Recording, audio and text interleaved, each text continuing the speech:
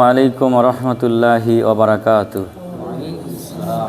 আলহামদুলিল্লাহি রব্বিল আলামিন ওয়াসসালাতু ওয়াসসালামু আলা রাসূলিহিল কারীম ওয়া আলা আলিহি ওয়া সাহবিহি আজমাইন। আম্মা বাদ, আউযু বিল্লাহি মিনাশ শাইতানির রাজীম। বিসমিল্লাহির রহমানির রহিম।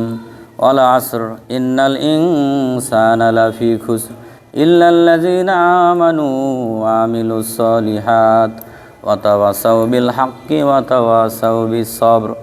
ওয়াকালা নবী সাল্লাল্লাহু আলাইহি ওয়াসাল্লাম কুল্লু বানি আদামা খাত্তাউন ওয়া খায়রাল খাত্তাউন আত-তাওয়াবুন। আলহামদুলিল্লাহ, সমস্ত প্রশংসা আল্লাহ রাব্বুল আলামিনের জন্য, যে আল্লাহ রাব্বুল আলামিন এই ফিতনার জামানায় আমাদেরকে দিনই একটা বৈঠকে আল্লাহর ঘর মসজিদে বসার তৌফিক দান করেছেন। সেই জন্য আল্লাহ রাব্বুল আলামিনের শুকরিয়া আদায় করছি। সকলে বলছি আলহামদুলিল্লাহ। দরুদ ও সালাম প্রেরিত হোক মানবতার মুক্তির দিশারি, মুক্তির কান্ডারি জনাবে রাসূলুল্লাহ, সকলে বলছি সাল্লাল্লাহু আলাইহি ওয়াসাল্লাম। সম্মানিত উপস্থিতি, সংক্ষিপ্ত সময়ে আমি আপনাদের সামনে যে বিষয়ে একটু আলোচনা করার চেষ্টা করব, সেটাই হচ্ছে নব্য জাহিলিয়াত, বিগত কয়েক বছর থেকে আসা। সেটা হচ্ছে 14ই ফেব্রুয়ারি তথা বিশ্ব ভালোবাসা দিবস। আমি আমার ছাত্রদেরকে পেয়েছিলাম, ওরা থাকলে ভালো হতো, যেহেতু স্কুলে পড়ে, কিন্তু তারা অলরেডি বিদ্রোহ করে চলে গেছে। কারণ বাইরের পরিবেশটা রমরমা জমজমাট, আজকে আনন্দে আছে, ফুল কেনাকাটা হচ্ছে, কালকে একে অপরকে ফুল দিবে। বিগত কয়েকদিন আগে থেকে তারা chocolate day, kiss day, hug day ইত্যাদি ইত্যাদি ফাউল ডেট তারা পালন করেছে। এবং সর্বশেষ আগামীকাল 14 তারিখ, 14ই ফেব্রুয়ারি, যদিও বাংলা মাসের প্রথম দিন, পাশাপাশি আর একটা দিবস মিলে গেছে 14ই ফেব্রুয়ারি, বিশ্বের সবচাইতে নিকৃষ্ট একটা দিবস, যেটা বাংলাদেশে আমেরিকানদের চক্রান্তে ঢুকে গেছে অলরেডি বিগত কয়েক বছর আগে থেকে। সেটা হচ্ছে বিশ্ব ভালোবাসা দিবস তথা বিশ্ব বেহায়া দিবস। লেটেস্ট ভার্সন, সবচাইতে জাহেলিয়াতের লেটেস্ট ভার্সন হচ্ছে এই বিশ্ব ভালোবাসা দিবস। আমাদের ছাত্র সমাজ, সাধারণ মানুষ আসলেই তারা জানে না যে ভালোবাসা দিবসের উৎপত্তি কোথা থেকে, কি কারণে উৎপত্তি হলো, আর এর শেষ পরিণতি কি হতে পারে। আমি সংক্ষিপ্ত সময়ে ইনশাল্লাহ সামান্য কিছু বিষয় এই নিয়ে আলোচনা করব আপনাদের সামনে। লর্ড ভ্যালেন্টাইন, ইনি ছিলেন খ্রিস্ট ধর্মের একজন চার্চ, খ্রিস্ট ধর্মের একজন পণ্ডিত। ইনি আমেরিকার একজন অধিবাসী। ইনি চার্চের ধর্মীয় শিক্ষকের দায়িত্ব পালন করতেন, যতটুকু আমরা ইন্টারনেট থেকে জানতে পেরেছি, হয়তো আদার্স তথ্যও থাকতে পারে। এই লর্ড ভ্যালেন্টাইন, ইনি ছিলেন একজন শিক্ষক। তো লর্ড ভ্যালেন্টাইনের সময়ে, সেই সময়ের একজন বিখ্যাত ব্যক্তি, হয়তো বা রাজা বাদশাহ হতে পারে, তার মেয়েকে পড়ানোর দায়িত্ব দিয়েছিলেন লর্ড ভ্যালেন্টাইনকে।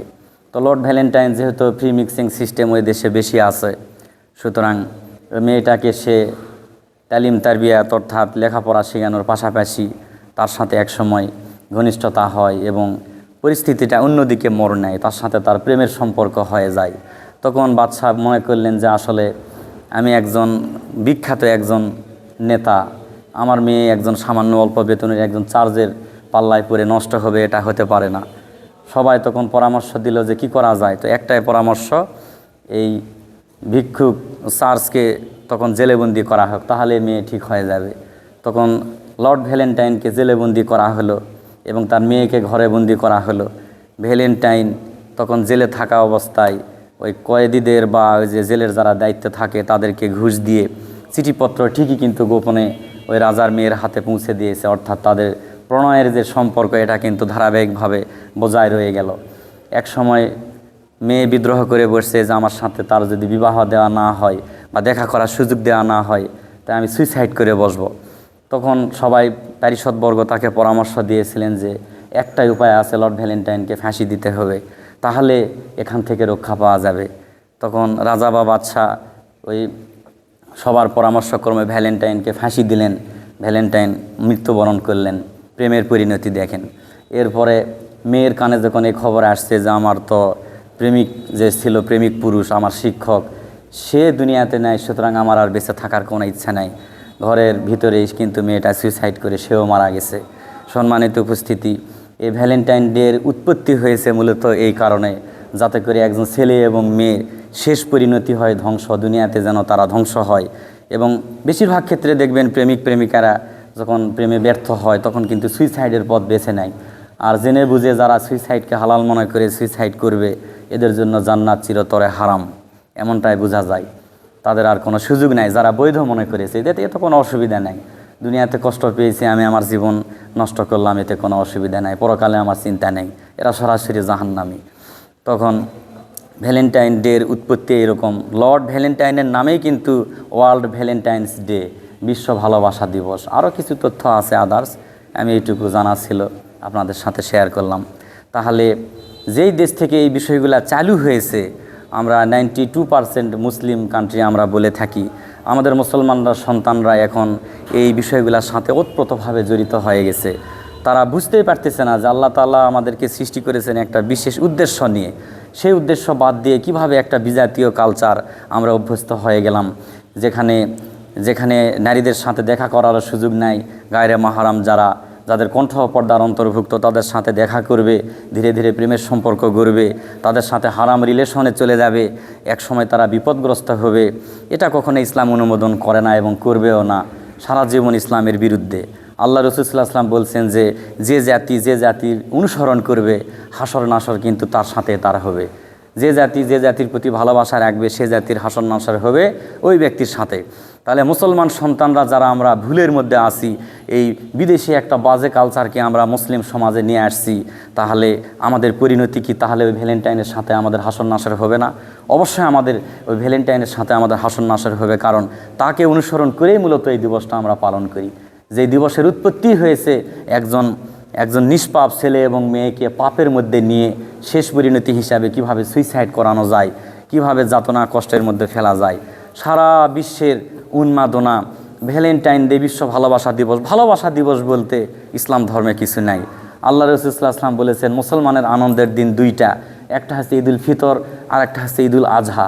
এছাড়া জুমার দিনকে সাপ্তাহিক ঈদের দিন হাদিসে বলা হয়েছে।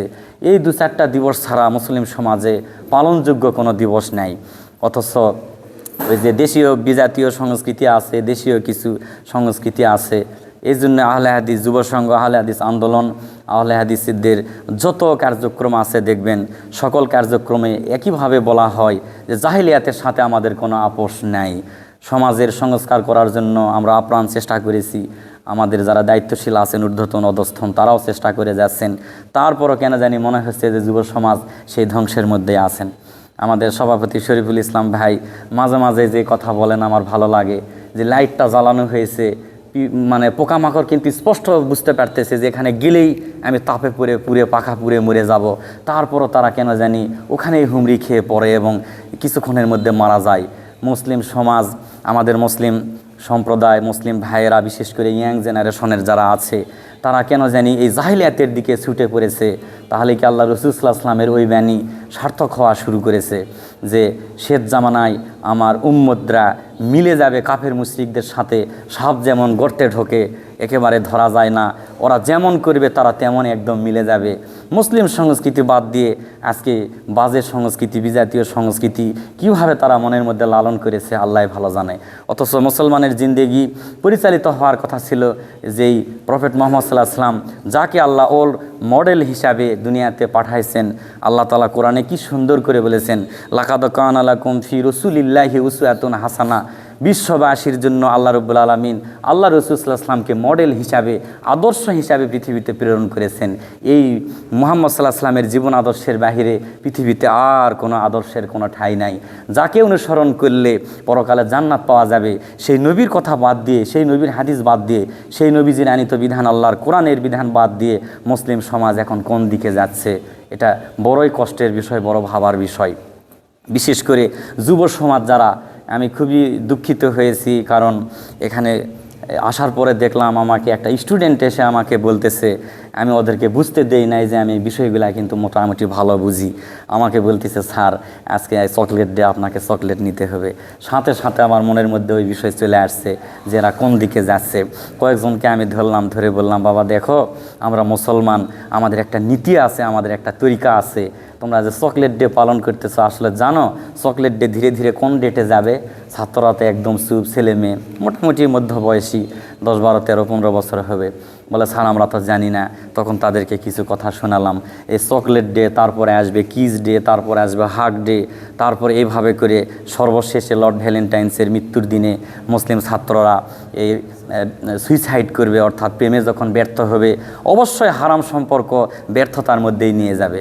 আল্লাহ তাআলা কত সুন্দর পরিস্থিতি পরিবেশ করে দিয়েছেন, যদি কাউকে ভালো লাগে পারিবারিকভাবে প্রস্তাব দিয়ে বিয়ের পয়গাম পাঠাতে পারে।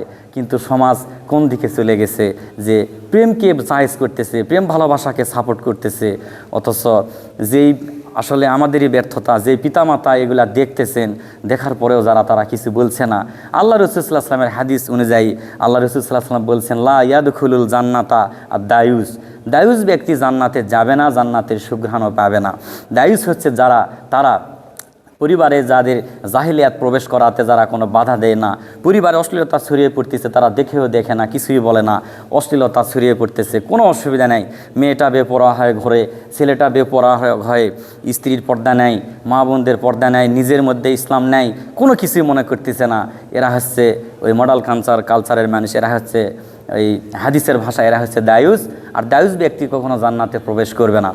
যেই পিতার সন্তান আছে, অর্থাৎ মেয়ে অথবা ছেলে আছে, একজন শিক্ষিত মানুষ হয় কিভাবে এত বড় একটা জঘন্য দিনকে উদযাপনের সুযোগ করে দিচ্ছে। এই মণিপুর বাজারে আমি অবাক হয়ে গেলাম। আমি বিগত কয়েক বছর থেকে এখানে আসি, এরকম পরিবেশ দেখি নাই। মোড়ে মোড়ে প্রচুর পরিমাণে ফুলের দোকান। তার মানে ছেলেরা আজকে একটা 10 টাকার ফুল 100 টাকা দিয়ে, 10 টাকার একটা ফুল 100 টাকা দিয়ে, 1000 টাকা দিয়ে হলেও তারা কিনবে, এবং আগামী দিন তাদের পছন্দের প্রেমিক প্রেমিকাকে তারা এগুলা অফার করবে এবং বিকেলবেলা ঘুরতে বের হবে। শেষ পরিণতি হিসাবে জাহেলিয়াতের আরও কিছু অনুপ্রবেশ তারা ঘটাবে। তারা দুনিয়াকেই মনে করতেছে দুনিয়াটা একদম খেলতামশার জায়গা। আল্লাহ বলেছেন খেলতামশার জায়গা, আনন্দে আছে, মনে করতেছে দুনিয়ায় সব, আমাদের আর মৃত্যু হবে না, খাও দাও ফুর্তি করো, দুনিয়াটা মস্ত বড়, নগদে যা পাও নিয়ে নাও, বাকির খাতা শূন্য থাক, এরকম একটা কথা আছে। এটা আসলে জীবন হতে পারে না, কারণ আল্লাহ তাআলা আমাদেরকে সৃষ্টি করেছেন বিশেষ একটা উদ্দেশ্য নিয়ে, আল্লাহর ইবাদতের মধ্যে। আর ইবাদতের মধ্যে কখনোই এইরকম বাজে সংস্কৃতি ঢোকার প্রশ্নই আসে না। মুসলিম সমাজ আজ কোন দিকে যাচ্ছে? ছাত্ররা একদম বেপরোয়া, ছাত্রীরা একদম বেপরোয়া, গার্ডিয়ানগুলো অসচেতন, যার কারণে পিতার কাছ থেকে টাকা নিয়ে আসতেছে, ফুল নিয়ে এসে আগামীকাল তার বান্ধবীদেরকে দিবে, তার প্রেমিকাকে দিবে। পিতা কেমন পুরুষ, নিজের কষ্ট উপার্জিত টাকা সে এই আজে বাজে পথে ব্যয় করতেছে। অথচ আল্লাহ রাসূল সাল্লাল্লাহু আলাইহি ওয়াসাল্লাম বলছেন কিয়ামতের দিন অর্থ সম্পদ মানুষ কিভাবে আয় করেছে এবং কিভাবে ব্যয় করেছে, এই প্রশ্নের জবাব না দিয়ে মানুষ এক ধাপও নড়তে পারবে না। সেই দিনে পিতামাতারা কি জবাব দিবে আল্লাহর কাছে যে সন্তান ওই ভ্যালেন্টাইন্স ডের উদযাপনের জন্য আমেরিকান কালচার মুসলিম সমাজে প্রমোট করার জন্য টাকা চেয়েছিল, বাবা জানার পরেও সন্তান চেয়েছে, সন্তান বড় আদরের ধন, সুতরাং টাকা দিতেই হবে। একটা বড় খোঁজ নিল না যে টাকাটা নিয়ে গিয়ে সে আসলে কী করবে, হোটেলে বন্ধুবান্ধব নিয়ে খাবে নাকি ভ্যালেন্টাইন ডের দিন উদযাপনের জন্য তার কোনো আয়োজন চলতেছে। বাবা হিসাবে, মা হিসাবে, ভাই হিসাবে, বোন হিসাবে অবশ্যই এটা জানার দরকার ছিল, কিন্তু বাবা মা কিন্তু অসচেতন, তারা কিছুই বলছেন না। তার মানে আল্লাহ রাসূল সাল্লাল্লাহু আলাইহি ওয়াসাল্লামের হাদিস অনুযায়ী তারা দায়ুস, তারা পরিবারে তারা কি করতেছে, জাহেলিয়াতের প্রবেশ করাচ্ছে বা অশ্লীলতাকে ঠাঁই দিচ্ছে, কিছুই মনে করতেছে না। আগামীকাল ঘোরাঘুরি করবে, ড্যান্স দিবে, নাচ দিবে, একসাথে ছেলে মেয়ে ঘুরবে, ফ্রি মিক্সিং কালচার তারা চালু করবে। এটাকে পরিবারও সমস্যা মনে করতেছে না, সমাজও সমস্যা মনে করতেছে না, যারা এগুলোর মধ্যে জড়ায় যেছে তারাও সমস্যা মনে করতেছে না। তার মানে আমাদের ইসলামী অনুশাসন আমাদের মধ্য থেকে একেবারেই চলে যাচ্ছে। এমন একটা পরিবেশ পরিস্থিতি হয়তোবা আসতেছে, জাতি ধ্বংসের মুখে নিপতিত।